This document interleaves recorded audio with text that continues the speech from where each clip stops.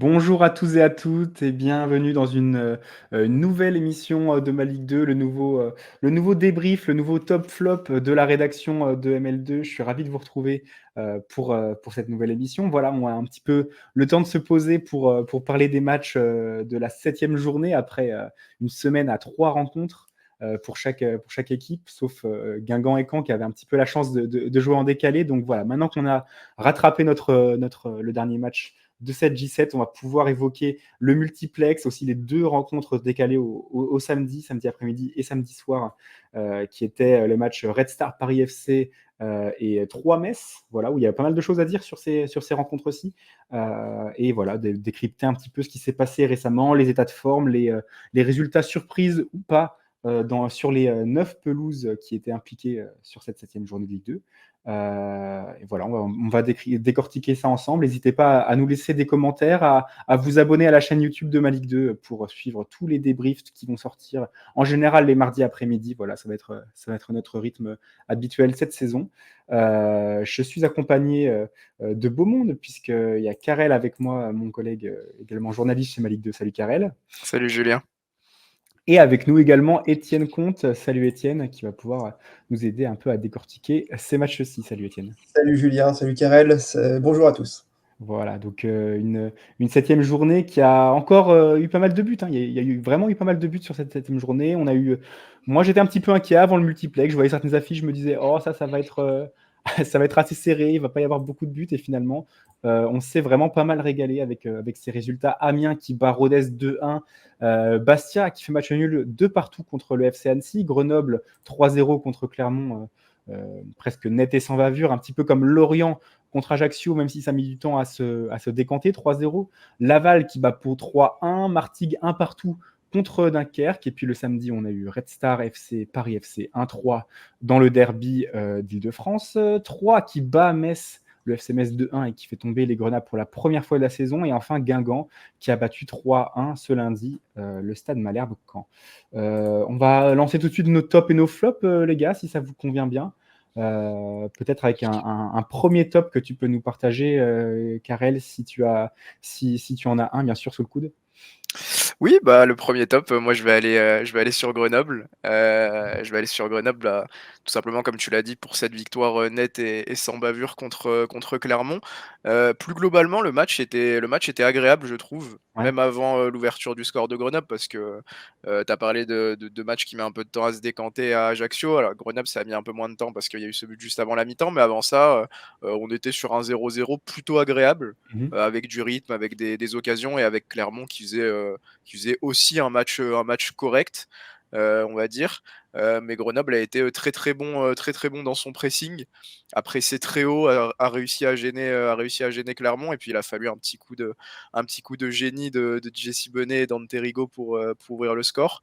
Globalement aussi, c'est un match où bah, on va dire les deux premiers buts de Grenoble sont quand même très beaux.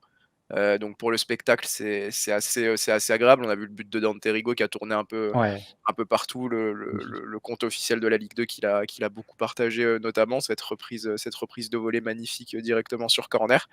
Et puis voilà, dans le match aussi plus précisément, le retour un peu en forme de Jesse Bonnet, qui était un peu sorti du 11 en ce début de saison, qui était blessé, qui avait une gêne au mollet.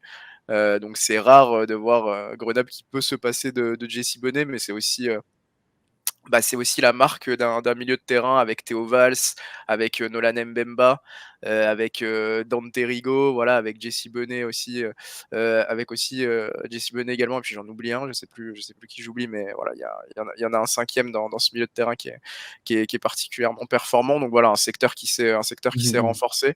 Et voilà, et puis Jesse Bonnet, voilà, ce retour en forme, donc ce premier corner, et puis ce coup franc magnifique aussi, qui te permet de faire le break. Euh, et puis pour finir, le sixième but de la saison de Pape Maïsaba.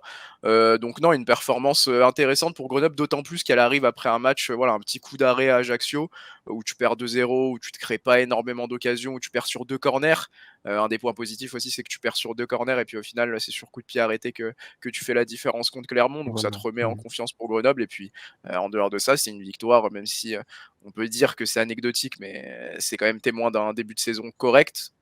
une victoire qui te permet d'être deuxième au soir de la 7e journée. Donc plutôt que du positif pour Grenoble sur ce début de saison. Ouais, tu fais bien de le dire, Grenoble qui est deuxième, même si la 9e place n'est qu'à 1 point. C'est voilà, c'est très, très serré en haut de tableau. Et plus en bas que ça se détache, hein, vraiment. Et c'est pour des clubs qui sont effectivement dans cette première moitié de tableau, comme des Annecy, comme des Dunkerque, comme des voilà, même des Laval, voilà, qui sont pas loin, qui sont bien, bien détachés sur ces dernières journées de la zone rouge. Donc Grenoble qui est en tête un petit peu de ce peloton de chasseurs du Paris FC qui est seul en tête avec ses 15 points et ses 5 victoires en 7 journées. Ouais, non, on a l'impression d'une victoire bien maîtrisée, quoi, de notre côté. C'était vraiment Grenoble qui a plutôt dominé Clermont, bien sûr, hein, encore plus quand le gardien s'est fait sortir. D'ailleurs, ça aurait pu être, ça aurait pu être, plus dangereux encore, mais moi, je trouve que Clermont fait vraiment des sales coups en ce moment, se saborde lui-même. Et on aurait pu en parler dans nos flops, même si après le carton rouge, c'est difficile de juger la deuxième partie du Clermont Foot. Mais bon, voilà, il y a quand même une équipe qui était clairement en manque de confiance en face de Grenoble, qui, au contraire, croit en ses forces, en ses atouts, et ça s'est vu sur le terrain, quoi, Karel, c'est ça? Oui, oui, c'est ça. Après, il faut souligner aussi que Mamadou Diop a encore été très bon, Oui. qui sort encore quelques belles parades, notamment contre CV en tout début de match qui t'évite de passer derrière. Donc je pense que c'est important de le souligner parce qu'il est quand même, dans un rôle qui est pas le plus facile, celui de remplacer Brice Maubleu, qui est parti cet été. C'était pas forcément prévu et pour le moment, il prend ce nouveau rôle avec confiance et il performe.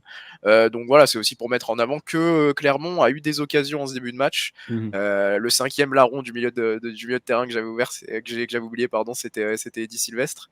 Voilà. Heu, je vais me faire taper sur les doigts par certains observateurs du GF38.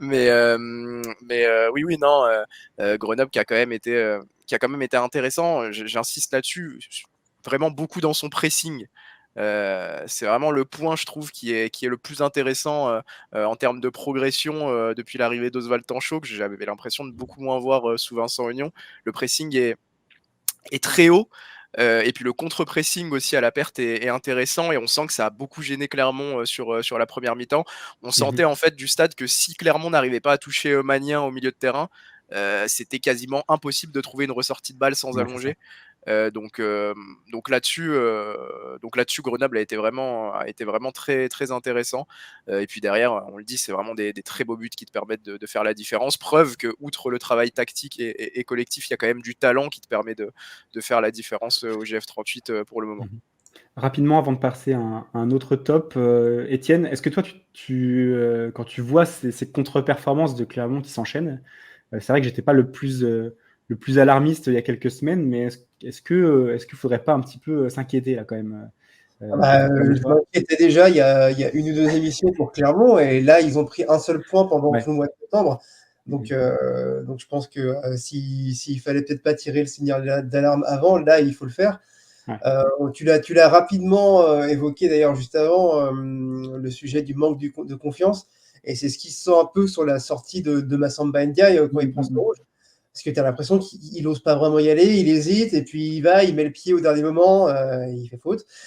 Voilà, c'est ce genre de petits gestes, qui font qu'un match bascule du mauvais côté parce qu'il y a pas de certitude, dans cette équipe de Clermont et c'est un peu dur de sortir d'un cercle vicieux comme ça, même si, d'autres équipes l'ont fait ce week-end. Mmh. D'ailleurs, je suis surpris que Moridio ait pas repris sa place. Bon, peut-être que ce sera le cas cette semaine, au moins dans le groupe. Bon, certes, son départ a été avorté. On s'attendait à ce qu'il parte, notamment, on parlait, je crois, de lui à Nantes, si je dis pas de bêtises, à un moment. Ouais.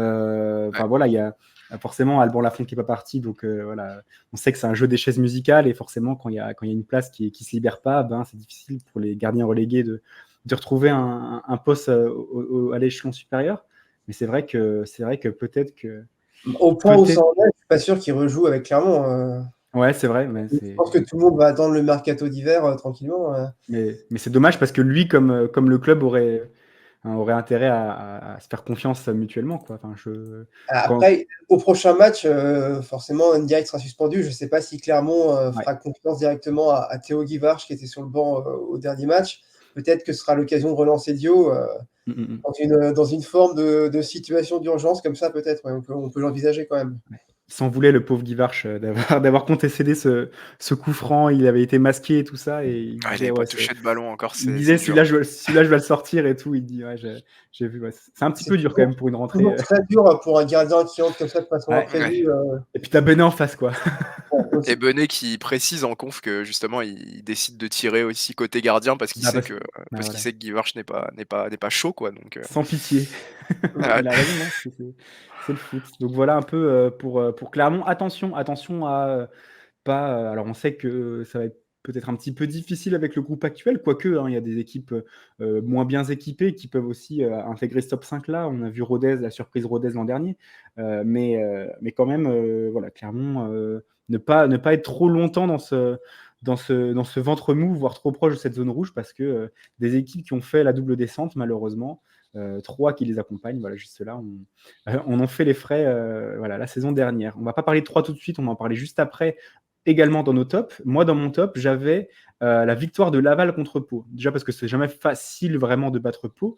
On a vu que Dunkerque avait connu tout le mal du monde pour le faire il y a quelques jours. Parce que même en dominant, même en ayant fait une super première mi-temps, Dunkerque avait vu Pau revenir à 3-2 et c'était même pas loin du 3-3 sur la fin de match. Et là, Laval qui a pas craqué, voilà, qui s'est offert un matelas un peu confortable. Il y a eu Chokunte sur penalty, provoqué par Selouki, si je dis pas de bêtises. La super volée aussi de Roy, bien sûr, c'est Jimmy Roy qui a marqué le premier but de cette rencontre. Et puis Selouki qui a confirmé sa grande forme en marquant sur ce face-à-face contre Camara qui s'est incliné face à lui. Donc super match très complet des Tangos. Il faut aussi souligner le fait que ce soit un 3 sur 3 en fait, sur les 3 matchs de la semaine, 3 victoires de Laval qui montent à 11 points en l'espace d'une semaine alors qu'ils étaient à 2. Donc jolie performance, même si bien sûr on parle que des tops et des flops sur cette journée-là précisément. Ben, battre Pau, c'est déjà un exploit. Et en plus, quand tu as eu moins de repos que les autres, que tu as dû te déplacer les 2 journées d'avant, et que là, tu arrives quand même à vaincre une belle équipe paloise, je trouve que c'est une belle performance des Tangos. Je ne sais pas s'il y a besoin d'épiloguer beaucoup là-dessus, les gars, si vous avez quelque chose à redire. C'est un joli match en tout cas. C'était un match Ouais. très divertissant, comme souvent, avec ces deux équipes. Simplement, je dirais que c'est important pour Laval parce que depuis le début de l'année civile 2024, les résultats étaient quand même pas top. Je crois que ça faisait quand même assez longtemps qu'ils avaient pas gagné à domicile. C'est la première cette saison et de façon générale, c'était un peu compliqué chez eux depuis un moment. Donc, ouais, c'est quand même important pour eux de redémarrer franchement. Si je dis pas de bêtises, c'est que la deuxième victoire de Laval sur une année complète entre le 1er octobre 2023 et fin septembre 2024. C'est la deuxième victoire à domicile seulement pour les Lavallois. Donc ouais, elle fait du bien celle-ci. Après avoir gagné 2 fois à l'extérieur, voilà, là, on peut dire que la machine lancée et que les hommes d'Olivier Frappoli sont enfin dans leur saison. Et puis du coup, un autre top qui paraît bien plus évident, c'est la première victoire de l'Estac contre une équipe qui n'avait jamais perdu encore dans cette saison, le FC Metz. Donc voilà, un 2-1 qui s'est dessiné finalement sur la fin, parce que même si 3 a longtemps mené au score, il y a Ismaël Traoré qui égalise juste avant le penalty de Ripard. D'ailleurs, voilà, c'est plus, on pourra aussi parler de flop, peut-être des Messins également sur cette rencontre-là, quand tu perds contre la Lanterne Rouge alors que tu es invaincu. Mais on veut d'abord souligner le grand match de l'Estac, n'est-ce pas, Étienne? Ouais, effectivement, le 3 avant cette rencontre, c'était 0 victoire, c'était aucune victoire au Stade de l'Aube du coup. Ouais. C'était un seul but marqué.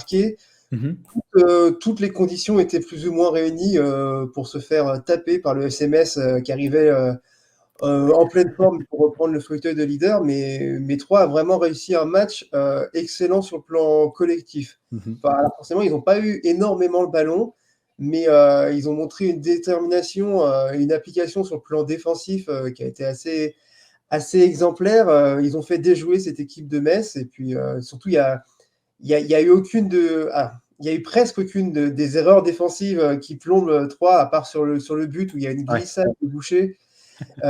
Et là, bon, on peut dire que c'est la faute à pas de chance parce que je pense que s'il n'y a pas cette glissade, Metz ne marque jamais en fait, parce que Metz a pratiquement pas cadré de tir. Ouais, il y en a eu deux, voilà, non, un seul tir cadré, voilà, Un c'est seul. très bien. Donc, Voilà. ouais, l'Estac n'a vraiment rien cédé à Metz sur cette rencontre, a été très solide. Donc, je pense que c'est le genre de prestation que Stéphane Dumont recherchait sur le plan mental pour remobiliser tout le monde, pour redonner confiance, parce que voilà, c'est une victoire de guerrier bien méritée et qui va peut-être lancer la grande remontée au classement de Troyes pour cette victoire au pronostic de début de saison. Ah oui, ils te doivent bien ça, hein. T'as cru en eux et là voilà, ça ils sont partis. Le premier but aussi de Papi Bnouba, voilà, qui avait fait une bonne saison quand même l'an dernier Ouais. avec Concarneau. Ça s'est Sur ressenti quand il a eu un moment de méforme. sur un très beau travail de Hirier sur le côté droit Ouais. avant, pour lui donner le ballon surtout. Non mais il y a une ligne d'attaque là, ces trois-là. Mm. Et pourtant il y a Ripard qui attend derrière bien sagement, mais ces trois-là, je pense que quand ils arriveront à se trouver, quand ils auront les automatismes, qui forcément ils n'ont pas eu le temps de préparer, de travailler pendant la prépa, enfin c'était plus compliqué quoi. Surtout Kyrie il arrive sur le tard, il arrive. Est-ce que il arrive après le mercato ou sur la dernière journée du mercato? Enfin c'est Assez tard en tout cas. voilà, il y a globalement eu peu de temps pour travailler ensemble. Là, voilà, il va quand même y avoir du travail qui a été fait. Il y a la trêve internationale qui arrive aussi la semaine suivante. Donc, on peut se dire quand même qu'avec avec ces trois-là, il y a quand même du beau monde devant. Irié qui commence à se révéler en Ligue 2. Voilà, Rafiki Saïd qui est quand même une bonne valeur sûre quand même pour un club du bas de tableau. On peut se dire Il reste un peu frustrant quand même. bah, c'est sûr. Ouais, Mais il jouerait pas à 3 s'il l'était pas. Donc, certes, certes, certes. c'est ça. Donc ouais, non, il y a une progression certaine pour les Troyens. Et est-ce que le FC Metz, bon, vous pensez que c'est quoi? C'est un vrai flop, un, un coup d'un soir comme ça est-ce qu'il s'est vraiment mal passé, ou alors ou est-ce que c'est vraiment il y a de quoi s'inquiéter avec certaines attitudes Non, chez bah, eux. ouais, ils sont tombés sur un mur, je dirais. Ouais, Moi, je suis pas sûr que la composition que nous propose la LFP soit exactement celle-là. ouais. Mais bon, c'est un détail. C'était quand même très offensif Mhm. quand tu vois que le profil le plus défensif du milieu de terrain, c'est deux Minguet. Alors qu'il y avait, voilà, il y avait Ndukidi sur le banc ou Stambouli qui aurait pu remplir ce rôle. Donc il y avait énormément de poids offensif et créatif côté messin, mais ça s'est avéré être assez stérile.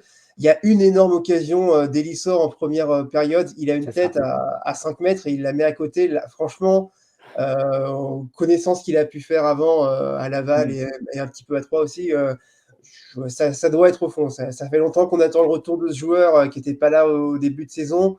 Normalement, il doit la mettre. C'est vrai, c'est vraiment du côté messin, c'est le petit flop du match. C'est cette occasion qui doit aller Mhm. au fond. Et sinon, ouais, non, je pense que quand même Metz, ça va pas leur arriver non plus tous les week-ends de passer à côté comme ça. Mhm. Mais Lisor, attention, hein, parce que Sabali en pointe, ça faisait vraiment le travail sur les premières journées. Mm. Voilà, c'est pas parce qu'il revient de blessure et que en théorie c'est le meilleur neuf, on va dire, un peu le plus expérimenté en Ligue 2, mais aussi celui qui a plus les qualités sur le papier pour prendre cette place. Voilà, c'est pas sûr et certain qu'il la verrouille vu la forme de Cheikh Sabali et des quelques ailiers qui l'ont accompagné pour le servir sur les premiers matchs. Donc voilà. Mais ouais, c'était quoi? C'était une défense à 4, non? C'était sur ce Oui, match-là. Il y avait plutôt, ouais, ouais. Nico à Bah, droite et puis Udol Diallo latéral gauche. montait beaucoup, mais il était peut-être pas non plus à la même hauteur que Diallo. D'accord, ça marche. Ça marche. On y voit un peu plus clair. Merci. Est-ce que tu as un flop dont tu veux nous faire part, toi, Karel, de ton côté?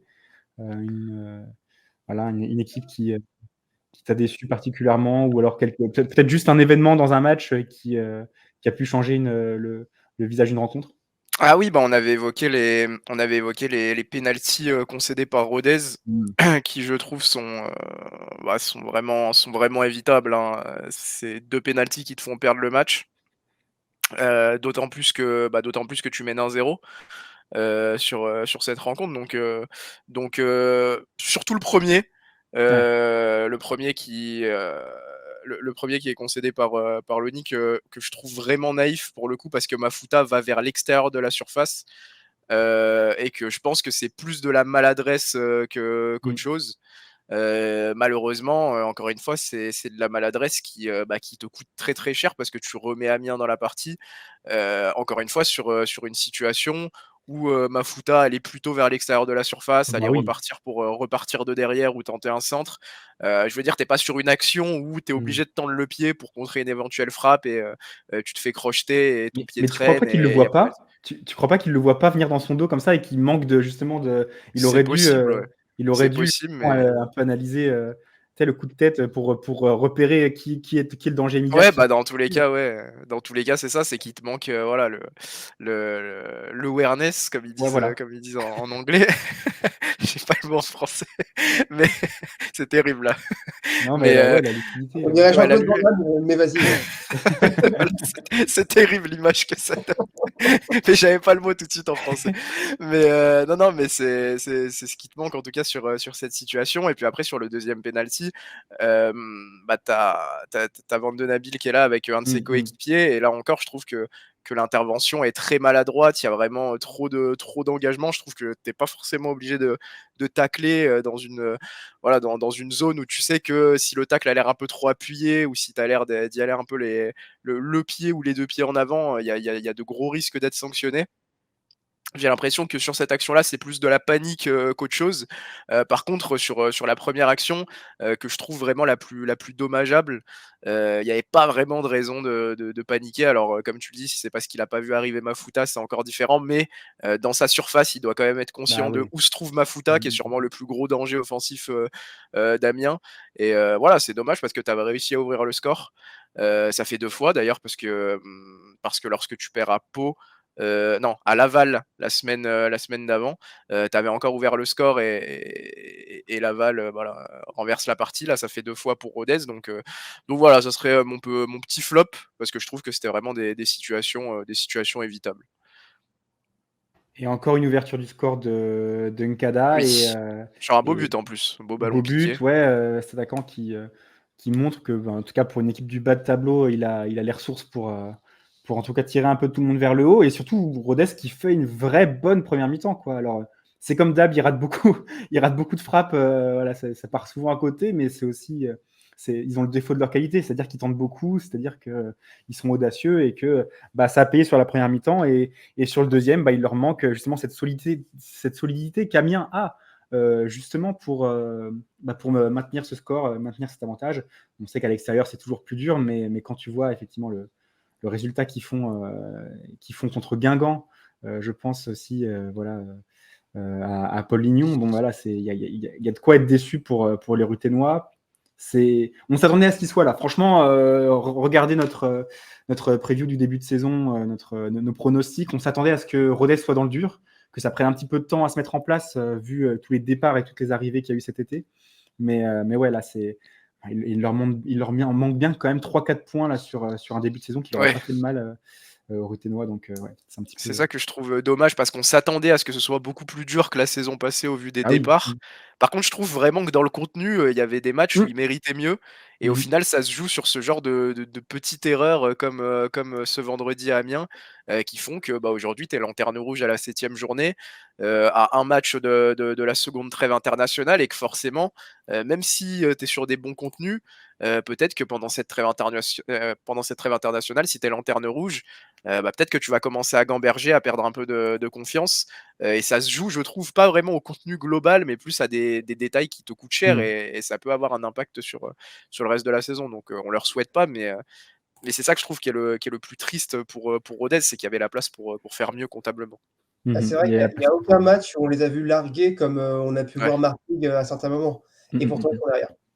Voilà, donc voilà, vraiment l'efficacité, l'opportunisme, et bien sûr, dans sa surface, savoir contenir, ses occasions et contenir ses nerfs peut-être aussi, quand on voit un peu l'intensité de l'intervention qui est sanctionnée, celle de Van de Nabil, sur Mafuta, le deuxième. Alors c'est bien d'avoir de l'engagement, hein, bien sûr il en faut. Et d'ailleurs c'est ce qui était critiqué le match juste avant, la journée juste avant, sur notamment le but de la tête de Chokunte. Voilà, ça manquait un petit peu de hargne pour défendre sa surface. Mais voilà, il y a quand même un juste milieu à trouver. Et voilà, c'est des erreurs qui coûtent cher. D'ailleurs, je me demande depuis combien de temps est-ce qu'on n'a pas vu un attaquant obtenir 2 pénaltys et les transformer lui-même les deux. Je sais qu'il y a des coachs qui aiment bien ne pas faire tirer les attaquants qui ont subi la faute. Ou alors quand il y a un penalty qui a jamais été marqué, on change de tireur. Là, non, c'est Mafuta qui prend tout. Et d'ailleurs, ça leur réussit aux Adminois. Donc, tant mieux pour eux. Et Amiens qui réussit son 4 sur 4 aussi à domicile. On va le souligner, mais c'est une belle perf pour les Picards. Alors que du côté de Bastia, qui espérait remonter justement, remonter au classement et se remettre en selle après une contre-performance à Dunkerque, même si Dunkerque était en forme, c'est seulement, on va dire, un 2-2 contre Annecy. Et voilà un petit peu mon flop à moi. Alors c'est un petit flop parce qu'il faut faire un match nul contre Annecy, qui est aussi invaincu depuis quelques journées, au moins 5, si je ne dis pas de bêtises. Oui, c'est ça. Depuis leur défaite contre Martigues à domicile, ils n'ont plus perdu, les Annéciens, et ils sont plutôt bien remontés au classement. Ils sont même devant Bastia.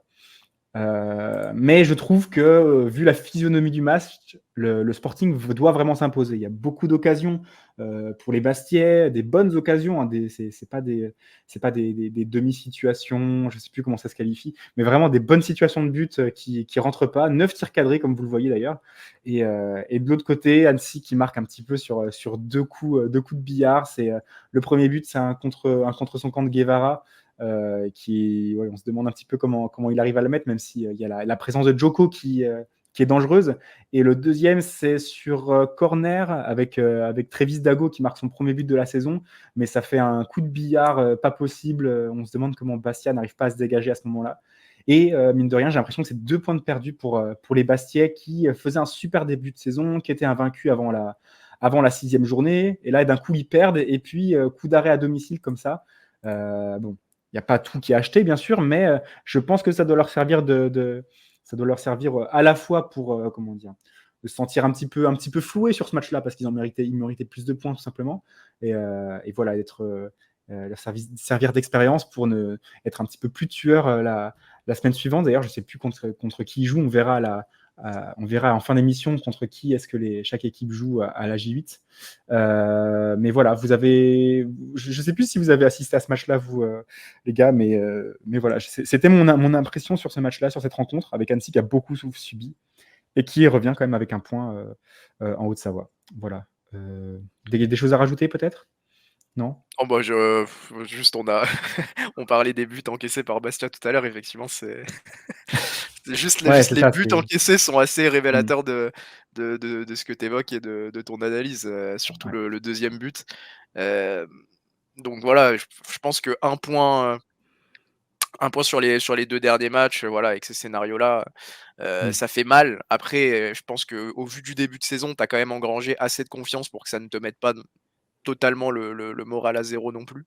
Mm. Mais c'est vrai qu'il y a c'est quand même des points que tu peux prendre, voire que tu dois prendre. Donc c'est quand même dommage. Après Bastia est quand même sur des bases, comptables Mhm. intéressantes. Il y a un bon matelas de points sur lequel travailler, Mhm. donc c'est pas non plus une catastrophe. Mais c'est vrai que les buts encaissés, en les revoyant tout à l'heure, je pense Ça qu'il fait y a mal. il y a quelques regrets, ouais. Ouais, c'est sûr. C'est sûr. D'ailleurs, Laurent Guyot était très, très content d'avoir pris un point, à la fois parce que Bastia Ouais. à domicile, c'est costaud, mais aussi parce que vu le scénario du match, ça lui convenait très, très bien. Les autres rencontres dont on n'a pas trop parlé, Lorient-Ajaccio, pardon, 3-0, avec l'expulsion dès la 16e minute de Tim Jabol-Folcarelli, et Lorient qui a mis du temps à à marquer avec Eli Junior Croupi à la 69e et 78e, et un super but aussi de Janton pour sa 2e apparition, je crois, avec les pros, avec les Merlus. Voilà un match. Bon, voilà, il a fallu quand même prendre son temps, mais je ne sais plus dans quel autre match ça s'était produit également pour Lorient. J'ai l'impression qu'ils ont cette qualité-là aussi d'être patient et de ne pas se précipiter, de ne pas faire trop de bêtises quand ils sont menés au score pour justement arriver à percer la défense adverse au bon moment en fin de rencontre. Et finalement, Lorient qui est 4e, vous voyez, ex aequo avec tous ces clubs à 13 points. Est-ce que vous avez quelque chose à dire sur cette Non, rencontre-là? on n'attendait pas forcément grand-chose d'Ajaccio à l'extérieur et forcément quand ils se retrouvent à 10 au bout de 15 Ouais. minutes, ou de 16, ça rend les choses très compliquées. Donc bon, c'est logique que Lorient s'impose, même si voilà, il y a eu une résistance en face Mmh. assez acharnée, mais bon voilà, ça reste un résultat logique et c'est bien pour Lorient de ne pas se faire piéger, quoi. Ouais et apparemment, alors c'était dans le multiplex, donc on n'a pas pu tout voir, mais apparemment, Solacaro qui a fait une super partie, effectivement, il y a eu quand même 31 tirs lorientais, hein, Ah et ouais, dont 11 cadrés. Donc voilà, il y a eu de la résilience pendant longtemps, mais c'est vrai qu'à partir du moment où Lorient a mis le premier but, on n'avait plus trop de doutes sur le fait que les Bretons allaient s'imposer. Donc voilà une victoire qui était importante, qui fait du bien. Je me demande si Lorient, ils n'étaient pas sur 2 matchs sans gagner là d'affilée. oui, Si, complètement, ouais. Si, ils avaient fait match nul contre Metz et surtout ils avaient perdu à Pau. Donc ouais, voilà, c'est bien de remettre les choses dans l'ordre et de se replacer en tant que favori pour la montée, de ne pas perdre trop de retard, pas prendre trop de retard pardon, sur les concurrents à la montée. On n'a pas parlé de Martigues Dunkerque. Martigues Dunkerque qui. Alors toi, Karel, je sais que tu voulais parler de Martigues plutôt dire voilà, c'est décevant vu le début du match qu'ils font. C'est décevant que Martigues n'ait pas réussi à prendre ces 3 points-là. Moi, j'étais un petit peu plus modéré parce que c'est l'expulsion de Yann Maria pour franchement une grosse faute. Hein. Ça aurait pu faire très mal. Je sais plus qui. C'était Yann, je crois, qui était rentré en jeu et oui, ouais, qui se c'est fait ça. tamponner complètement. Je pense que là, on n'a pas vu encore la commission de discipline, mais c'est vrai que c'est dangereux comme geste, comme sortie pour sa première titularisation avec les Martégo. Ouais, c'est disons que garder un point contre une équipe aussi en forme que Dunkerque, une fois que tu es réduit à 10 pour toute la deuxième mi-temps, bah, tu as bien vu le scénario contre Grenoble la semaine dernière. Ils n'avaient pas réussi à le faire et là, bon, ils ressortent de ce match avec quelque chose et ils ne sont pas derniers. C'est déjà ça de prix. Là, en fait, là-dessus, je suis totalement d'accord. Genre, en fait, Mhm. le point, je pense qu'ils auraient signé tout de suite de prendre un point contre Dunkerque au vu de la dynamique en ce Ouais. moment. Ce qui me poussait à les mettre potentiellement dans les flops, c'est que en fait, c'est pas un flop sur cette journée, c'est que c'est un flop pour moi déjà sur les 3 dernières journées en fait, où tu te tires des balles dans le pied, mais Mhm. quasiment, enfin quasiment constamment sur ces 3 dernières journées parce que contre Grenoble, tu l'as dit, à la mi-temps, il y a 0-0 en fait avant l'expulsion de Solvay. Une expulsion qui est évitable, c'est-à-dire que tu es sur un ballon au milieu de terrain, un pied qui est un peu trop haut, mais tu es vraiment dans le rond central, donc il n'y a pas vraiment énormément de danger, c'est juste une sortie mal maîtrisée de Solvay qui met un peu trop d'agressivité et qui rate son intervention. Et derrière, bah, l'addition est très salée, tu prends 4 buts Ouais, en c'est ça. seconde période, alors que sur la première période, encore une fois, bah, tu avais plus de tirs cadrés que Grenoble, tu maîtrisais assez bien le GF38 à domicile, donc il y avait de quoi prendre au moins un point. Contre Metz, effectivement, il y a ce 6-0, Ouais. score qui est Pas de sans passe de appel. commentaires. Mais le premier but intervient quand même à la 35e minute. Mhm. Ça veut dire que tu tiens une bonne demi-heure avant de voir Sibi offrir bah, une passe décisive incroyable à Sabali. Hein, tout simplement, c'est une passe en profondeur en retrait pour Sabali et t'offres ça à Sabali dans sa forme actuelle. Il se gêne pas pour transformer l'offrande.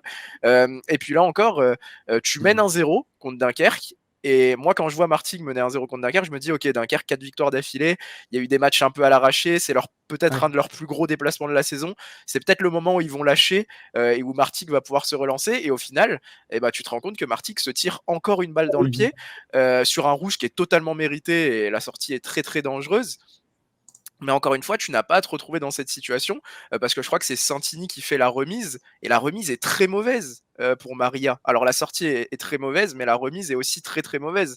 Je veux dire, s'il réussit cette remise qui met un peu plus de puissance, bah Maria dégage et puis tu évites ce carton rouge. Alors encore une fois, c'est hypothétique, mais je trouve que c'est des erreurs, des petites erreurs. Encore une fois, on en parlait pour Rodez, mais là qui te coûtent très cher et qui changent le cours du match. Alors effectivement, c'est positif de t'accrocher à ce point contre une équipe de Dunkerque en forme à 10 contre 11. Mais à la base, c'est quand même une grosse erreur qui te met dans cette Mhm. situation où, à la base, ou encore une fois, sans cette erreur, bah, tu mènes un 0 à 11 contre 11. Donc voilà, je trouve ça vraiment dommage. Maintenant, effectivement, le point contre Dunkerque n'est pas foncièrement mauvais, mais je trouve que dans le déroulé de tes matchs, il y a quand même des événements négatifs qui sont évitables et qui Mmh. font basculer la partie pour l'adversaire et qui, toi, te coûtent cher. C'est vrai. C'est vrai, c'est vrai. Ça montre quand même, la belle performance, dunkerquoise qui même avant le carton rouge était plutôt bien dans son match et aurait pas démérité non plus, avec un match nul voire plus et Dunkerque qui est 5e avec cette belle série donc comme tu le disais 4 victoires et un nul. Voilà, une belle remontée au classement des Maritimes qui sont bien placés, bien loin de la zone rouge. On va voir quels seront leurs objectifs un peu actualisés. Je pense à la trêve hivernale. On va voir un petit peu peut-être ces quelques petits clubs. Je pense à Annecy, à Dunkerque, voir s'ils sont encore en haut de tableau. Est-ce qu'ils peuvent espérer un petit peu plus ou est-ce qu'ils se contenteront simplement du maintien, mais voilà, hein, quand même un bon départ pour Dunkerque et ça reste à souligner. Bon départ également pour le Paris FC qui a gagné son derby contre le Red Star 3-1. Est-ce que vous avez quelque chose à redire sur ce score-là, Étienne? Voilà, il y a un fait marquant ou plutôt une impression globale que tu retires de cette rencontre? Bah, le Paris FC ouais, est venu en conquérant, c'est assez logique, hein, vu le statut des deux équipes.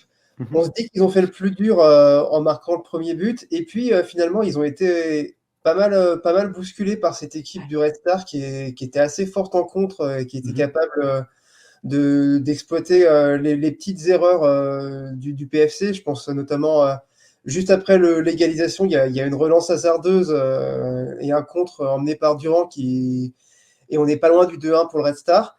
Mais ça a encore continué sur le début de seconde période. Et puis, quand il y a eu le deuxième but du PFC, là, bon, bah, c'était fini après le penalty de Crasso parce que forcément, le Red Star n'avait pas les armes pour prendre, lui, la maîtrise de la rencontre. Et là, c'est le Red Star qui prenait en revanche des contres du PFC. Et bah, à l'image du troisième but où ils sont complètement transpercés avec Gori qui offre le doublé à Crasso.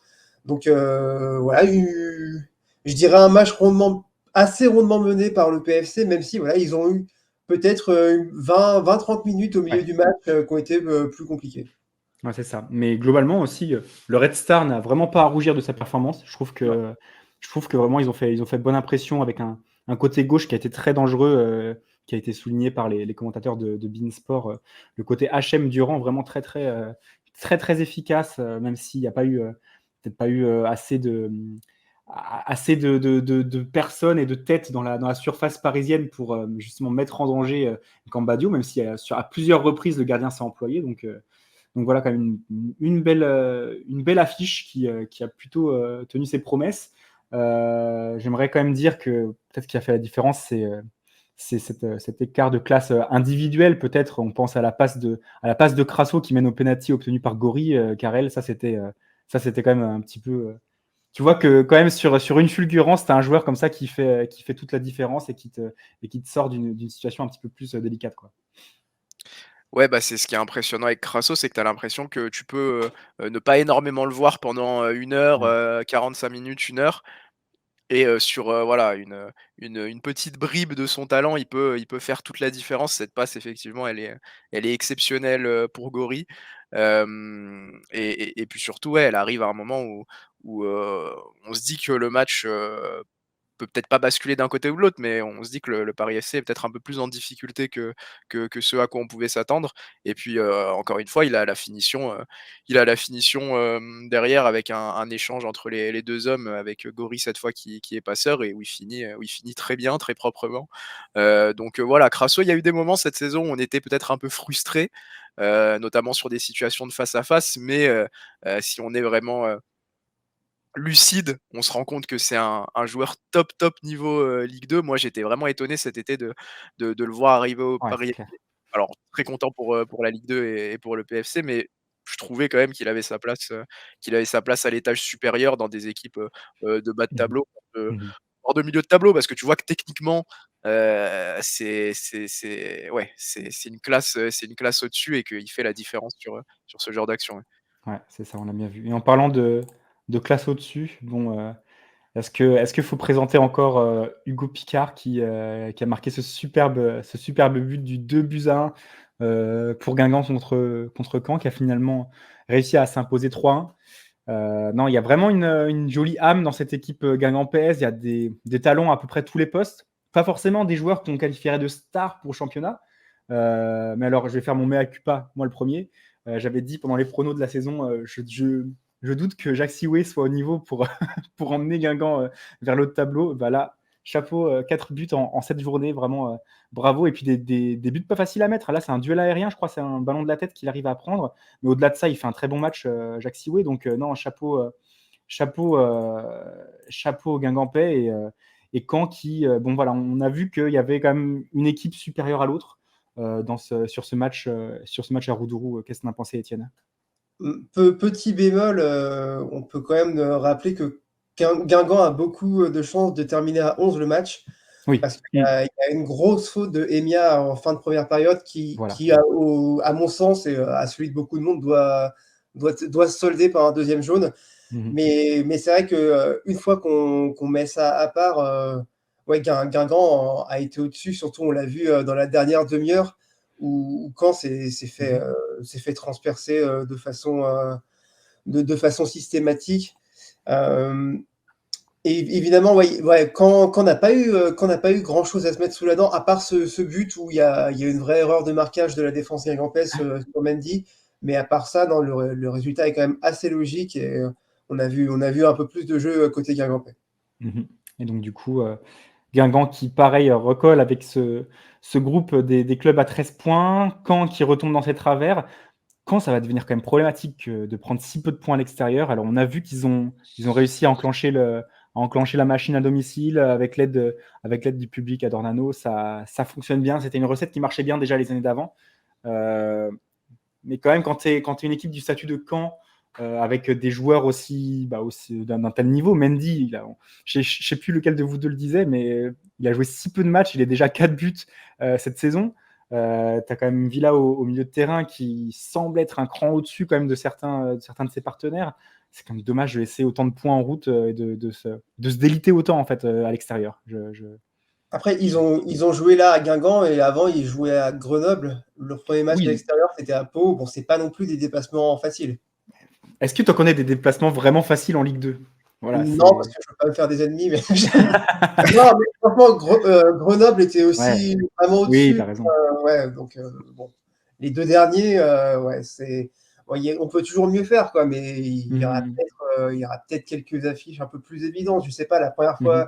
prochaine fois qu'ils se déplacent, C'est au Red Star. c'est au Red Star. Bon, contre un promu, là, s'ils prennent Oui. pas un point, effectivement, Mhm. on pourra commencer à se dire que c'est pas suffisant, quoi. Exactement. Donc voilà pour les Canets qui me. Il y a aussi, je trouve, et même s'ils dominent bien leur match à domicile, surtout les deux derniers, je trouve qu'ils mettent un peu trop de temps, moi aussi. Cette équipe met un peu trop de temps à se mettre en évidence, à prendre l'avantage Mm. et tu vois, quand tu n'es pas une valeur sûre à l'extérieur et qu'en plus à domicile, c'est pas des scores probants que tu arrives à mettre et que tu passes des fois pas loin de perdre des points sur un match nul que tu dois gagner à tous les coups. Bah, tu vois, c'est ce qui me fait dire que Caen n'est pas prêt pour le haut de tableau, quoi. Après, on n'est qu'à la 7e journée. Il y a beaucoup de choses qui peuvent se passer. Les écarts, ils sont pas encore massifs. Voilà, il y a 3 points d'écart à peu près, 6 points d'écart, pardon, à peu près, avec la place à laquelle Caen doit se retrouver, on va dire, s'ils veulent avoir une saison réussie. Mais, n'empêche que je reste sur ma fin, moi. Moi, je reste sur ma fin sur ce début de saison Canet. Oui, moi aussi, et je pense que Mm. autour de Mendy, il faut que le reste du secteur offensif Ouais. se mette un peu à la page, quoi, parce que pour l'instant, Brahimi fait un début de saison Ouais. plutôt honnête. Le reste, c'est un peu en dessous quand même de ce que doit faire Caen. J'ai du mal à avoir trop d'attentes envers Thiam Gomis. C'est sa vraie première saison en tant que titulaire. Voilà, Oui, avant, bien il sûr. était Bah, bien. il fait une très belle action hier d'ailleurs, où sur un Oui, exploit personnel, il a failli débloquer c'est ça aussi. le match. Mais bon, il a 18 ans, je crois, donc non, on peut Mhm. pas. C'est pas de lui dont on Ouais. attend l'étincelle forcément, ou de faire basculer les matchs. C'est de Kieremé pour moi. Pour moi, Kieremé, il est Mm. un peu à la traîne sur ses temps de passage, on va dire. Il y a eu la super étape Annecy en prêt en national. Ensuite, il y a eu les saisons d'acclimatation en Ligue 2. Et maintenant, je le trouve un petit peu, malheureusement, ouais, qui stagne et Pour qu'il l'instant, n'arrive c'est pas à. moins bon que la saison dernière, je trouve, hein. Ouais. C'est ça, c'est ça. Bon, en tout cas, on espère qu'il nous fera mentir, voilà, et qu'il mènera le Stade Malherbe vers de futurs succès à l'avenir. À l'avenir, d'ailleurs, c'est une grosse réception, c'est la venue de Lorient, voilà, à Dornano, un gros match, peut-être le plus gros match de cette 8e journée. Je ne sais pas si vous êtes d'accord. Oui. Oui, oui, oui, oui. Oui, parce qu'au vu de l'état Ouais. de forme de Clermont, c'est difficile de dire Clermont-Guingamp. Mais sur Ça se les passe avec dynamiques, Paris, peut-être que Paris FC Laval, ouais, ouais. C'est c'est ça, pas c'est mal. ça. Vas-y, je laisse terminer. Oui, oui, non, non, ça va être une grosse affiche. Je suis assez d'accord avec toi sur Caen. En fait, moi, ce qui m'inquiète un peu avec Caen, c'est que je trouve que même les 2 victoires qu'il y a eu à domicile étaient assez poussives. Ouais. Bon, déjà contre Ajaccio, cette victoire, elle est un peu entachée de, voilà, encore une fois, de la faute de main qui n'est pas sifflée et qui peut changer un peu le cours de la partie. Contre Amiens, je crois que c'est aussi dans les 10 dernières minutes que tu Mhm. prends l'avantage avec le but du 2-1. Il y a cette Mendy dépendance sur le plan offensif, on en parlait hier, c'est quand même 4. Mendy, c'est 4 des 6 buts marqués par Caen cette saison, alors qu'il n'a Alors pas que, joué sur le début de ouais. saison. C'est quand même, enfin, tu t'appuies quand même sur un élément offensif de très haut niveau, sûrement voilà, top 3 meilleur 9 de Ligue 2 si ce n'est top 1. Ouais. Mais c'est pas, en fait, c'est pas symptomatique, je trouve, d'un secteur offensif et puis d'un collectif qui tourne bien, en fait, Mhm. de t'appuyer sur un joueur qui va marquer la quasi-totalité des buts de ton équipe. Mhm. Encore une fois, hier, c'est lui qui égalise. Pour le coup, il est très, très bien servi par M'Vila sur coup de pied arrêté, mais voilà, en fait, je trouve ça assez poussif même à domicile.